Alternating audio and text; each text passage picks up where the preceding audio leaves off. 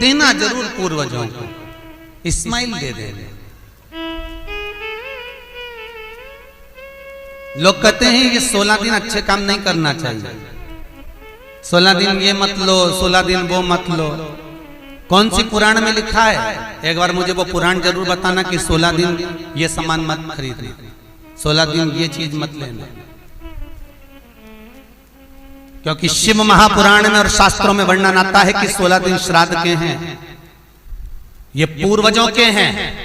आप पूर्वजों का नाम लेकर अपने पितरों का स्मरण कर कर तुम्हारी मर्जी पड़े वो खरीदो, तुम्हारी मर्जी पड़े वो लाओ, पर सबसे पहले उन पूर्वजों को सम्मान पूर्वक वो वस्तु समर्पित कर दो कि आपकी है, आपको संभालना है, आपने दी है, आपके द्वारा आई है। पूर्वज खुश होंगे। तुम्हें बढ़ता हुआ देखकर तो पितर खुद आशीर्वाद देते हैं। कौन माँ होगी जो अपने बच्चे को बद्दुआ देगी? कौन पिता होगा जो अपने बच्चों को बद्दुआ देगा? अगर माता पिता अपने बेटे को गाली भी देते हैं, बद्दुआ भी देते हैं, तो बाद में रोते हैं, आंख में से आंसू निकलती है। एक माँ अपने बेटे को चिल्ला देती है तो बाद में रोती है। अगर माँ अपने बच्चों पर हाथ उठा देती है तो बाद में रोती है। तो क्या मरने के बाद पितर तुमको बद्दुआ देंगे? नहीं, पितर आशीर्वाद देते, बस इतना जरूर कहते हैं कि मैं छोड़ कर गया था रे, मैं तुझे देकर गया था रे, मुझे भूल क्यों गया? तू थोड़ा देता क्यों नहीं है? मेरे को अन्न का भाग देता क्यों नहीं है? बस वो याद करते हैं, वो आपसे मांगने की, क्योंकि आप उसके पुत्र हो, आप उसकी संतान हो, आप उसके वंश के हो, आपसे ललकता है उसको, किसी दूसरे से नहीं।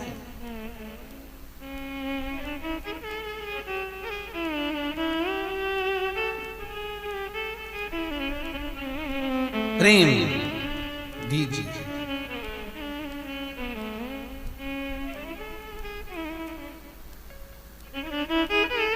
भले कोई किस भाव से आए उसका आदर हो, उसका सम्मान। कई लोगों का प्रश्न होता है, गुरुजी हम 4 भाइयों का परिवार है, पर पितृ दोष मुझ पर ही क्यों आ रहा है? मैं ही क्यों तकलीफ भोग रहा हूं? मेरे को ही क्यों कष्ट आ रहा है? मेरे ही क्यों पांव दुख रहे हैं? मेरे घर में क्यों ऐसी परेशानी आती है? सबकी सब तो सुखी है। ध्यान रखना, पितरों का जिससे लगाव होता है और जिसको पितरों ने दिया होता है, पूर्वजों ने दिया होता है, भगवान ने दिया होता है, लालसा उसी से होती है। भीख मांगने वाला, भिक्षा मांगने वाला भिखारी भी होता है, भिक्षुक भी होता है। तो गाड़ी देख लेता है कि 4 व्हीलर गाड़ी से आया है तो सेठ जी 10 रुपया देगा। कोई पैदल जाता है तो भिखारी भी सोचता है बेचारा क्या देगा, उसके पास तो खुद नहीं, पाँव में चप्पल नहीं पहना है, फिर भी हाथ फैला देता है कि दे दे तो ठीक है, नहीं तो कोई गाड़ी वाला तो देगा ना मुझको। उसी तरह घर के पूर्वज, घर के जो आहूत होते हैं, घर के जो पितर होते हैं, घर के जो वासुक होते हैं, घर के जो पूर्वज होते हैं, आशा उसी से लगते हैं जो दे सकता है। जिसके पास है ही नहीं उससे क्या आशा रखेंगे? जिसके पास कुछ है ही नहीं उससे आशा रखना क्या?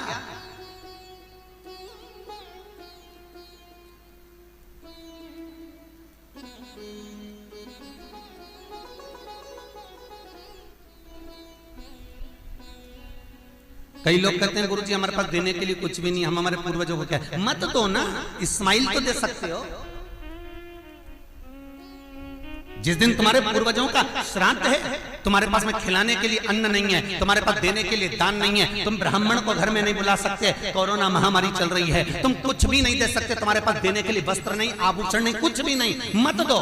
निवेदन है बस चेहरे पर प्रसन्नता रखकर, एक निवेदन है कि चेहरे पर प्रसन्नता रखकर उस दिन अपने पूर्वजों को याद जरूर करना और कह देना कि आप ही का दिया हुआ है जो हम खा रहे हैं, हम पर करुणा करना। हमारे पास कुछ भी नहीं है, डब्बे में से गुड़ या शक्कर निकालकर अरे गैस को लाइटर से जलाकर उसकी अग्नि में छोड़ देना, पर 2 दाने शक्कर के छोड़ना जरूर, जिससे वो जीवात्मा दरवाजे पर आकर भूखी ना जाए, उसके मुख में कुछ तो चला जाए और वो जीवात्मा तुम्हें आशीर्वाद दे जाए। तुम्हारे पास कुछ ना हो तो इतना तो दे सकते हो साहब। स्माइल तो दे सकते हो, प्रसन्नता तो दे सकते हो, मीठी वाणी तो दे सकते हो, अपने पूर्वजों को याद तो कर सकते हो, अपने इष्ट को याद तो कर सकते हो, जिसने दिया है उसका गुणगान तो गा सकते हो।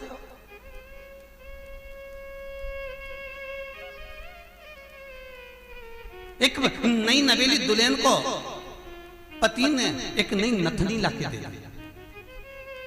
कबीरदास जी लिखते हैं, नथनी दी यार ने तो दिया बखान। यार ने केवल एक नथनी लाकर दी है, पति ने केवल एक नथनी लाकर दी है, सोने की बड़ी सुंदर, सबको दिखा रही है, घूंघटे में उघाड़ उघाड़ कर दिखा रही है, मेरे पति ने दी है। झुमका बार बार दिखा रही है, मेरे पति ने दी है, मेरे पति ने दी है। एक नथनी मात्र 2000, 5000, 10,000, 20,000, 25,000, 50,000, 1 लाख, 2 लाख की नथनी पति देता है तो सारे जगत को दिखा देते हो। वो परमात्मा देता है तो किसको क्यों नहीं बोलते कि उसने दिया है, उस पूर्वजों ने दिया है। वो छोड़ कर गए थे तो हम खा रहे हैं, अगर वो छोड़कर नहीं जाते तो रोड पर मिल जाते। लोग कहते हैं हमारी माँ ने हमको क्या दिया, हमारे पिता ने हमको क्या दिया, सब उसको देकर चले गए। भले वो किसी को दे जाएं पर आशीर्वाद लिए बगैर मत जाने देना। भले वो कितना भी पक्षपात करें, भले वो कितनी भी बेईमानी करें, भले वो कितना भी कपट करें, वो सारी जायदाद उठाकर किसी को भी दे दें, पर उन माता पिता का सम्मान जरूर करना, क्योंकि वो मरते मरते आशीर्वाद जरूर दे जाएंगे कि मैंने तुझे कुछ नहीं दिया, ले मैं तुझे आशीर्वाद देता हूँ। और तुम्हें आशीर्वाद मिल गया तो तुम निहाल हो गए। वर चाहिए, आशीर्वाद चाहिए, धन दौलत नहीं। श्राद्ध पक्ष की कथा कहती है, ये श्राद्ध पक्ष का जो वर्णन गरुड़ पुराण में कहा गया कि जीवात्मा सबसे पहले जाती है तो घर पर जाती है, जैसे जट्ठा और मट्ठा की कथा।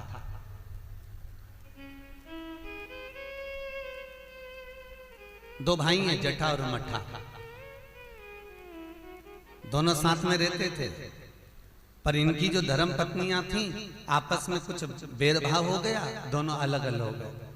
जट्ठा बहुत धनपति था, मट्ठा थोड़ा सा गरीब था, दोनों अलग अलग रहे।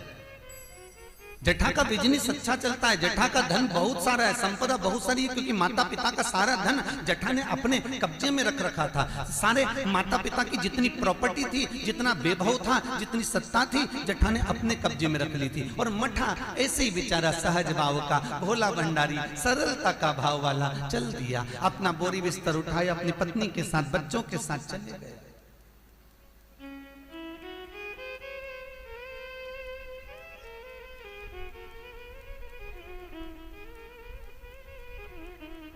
सोलह दिन श्राद्ध किया गया।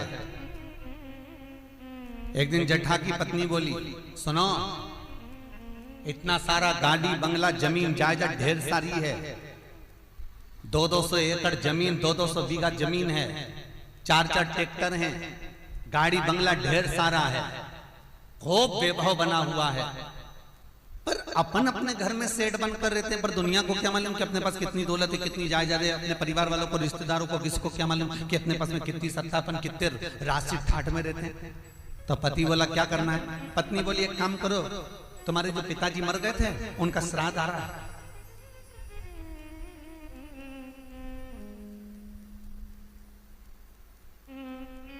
तुम्हारे जो पिता चले गए थे उनका श्राद्ध आ रहा है,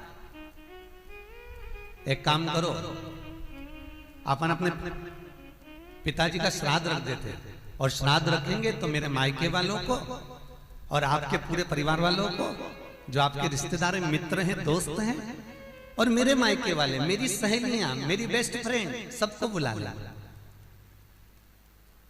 और उनको बड़े प्रेम से अपन भोजन करा देंगे।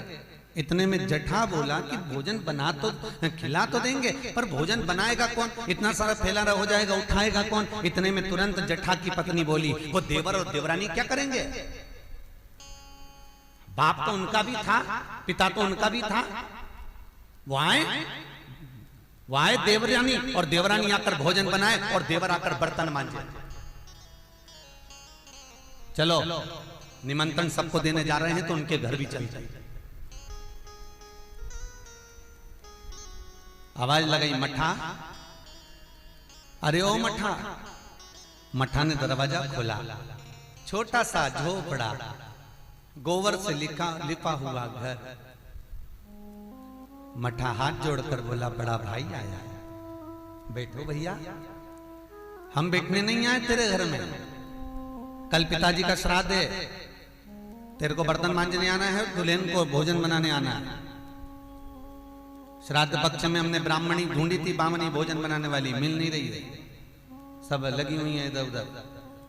देवरानी को ले आना। भाभी हम आ तो जाएंगे, पर निवेदन इतना सा है कि पिताजी का श्राद्ध है, तो मन कर रहा है कि हम थोड़ी सी धूप छोड़ दें, इसके बाद आ जाएंगे। इतने में तुरंत भाभी बोली, सुन रे मठा, आना हो तो सुबह जल्दी आना, क्योंकि रखे हुए बर्तन कौन मांजेगा, भोजन कौन बनाएगा। इतनी देरी से आना है तो केवल क्या खाने आ रहे हो? आने की जरूरत नहीं है, तुम दोनों की जरूरत नहीं है मेरे को, मत आना तुम। छोड़ दिया। जेठा गया, अपने ससुराल वालों को बुला लिया, मायके वालों को बुला लिया, सबको बुलाया। पितृलोक से जिसकी तिथि होती है, पितरों के भगवान जिनका नाम है आर्यमा स्वामी, कौवे पर बैठकर जिसकी तिथि होती है, उस तिथि के जीव को कौवे पर बिठाकर आर्यमा स्वामी लेकर आते हैं, और जिसकी यहाँ श्राद्ध होती है उसकी छत पर कौवा छोड़ते छोड़ते जाते हैं। इसलिए हिंदू धर्म में श्राद्ध में कौवे का बड़ा महत्व होता है, क्योंकि पितरों के देवता आर्यमा स्वामी कौवे पर बैठते हैं, और उसी कौवे पर हमारे घर के जीवों को लेकर आते हैं। और सबसे पहले वो जीव कहां जाता है श्राद्ध पक्ष में? बहुत ध्यान से सुनना गरुड़ पुराण का ये चरित्र।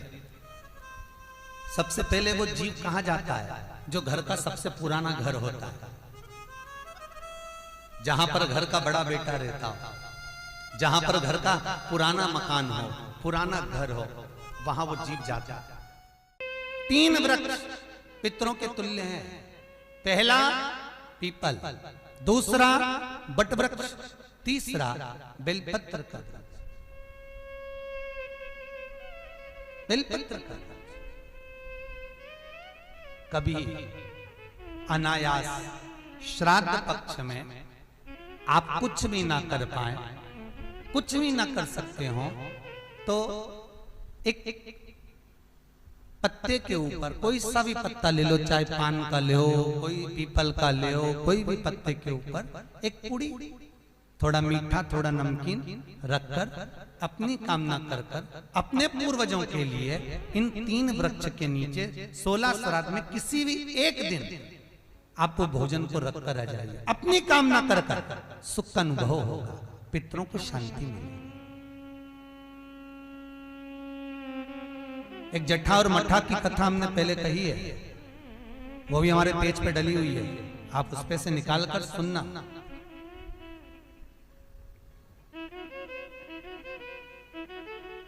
उसमें भी हमने व्याख्यान वर्णन करा जट्ठा मट्ठा की कथा। 3 वृक्ष पितरों के तुल्य हैं, 3 पक्षी पितरों के तुल्य हैं, कौवा, हंस और गरुड़।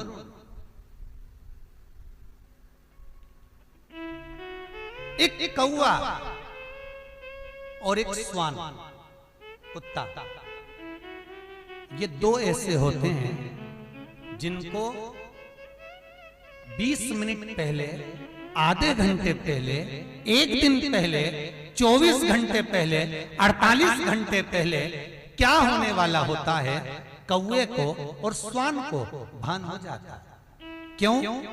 क्योंकि ये यमलोक में जहां यमराज निवास करते हैं, श्वान और कौवा उस स्थान का भाग ग्रहण करते हैं, और इनको ये ज्ञान पूर्व से यमराज से प्राप्त होता रहता है, पूर्वभान होता प्राप्त होता रहता है।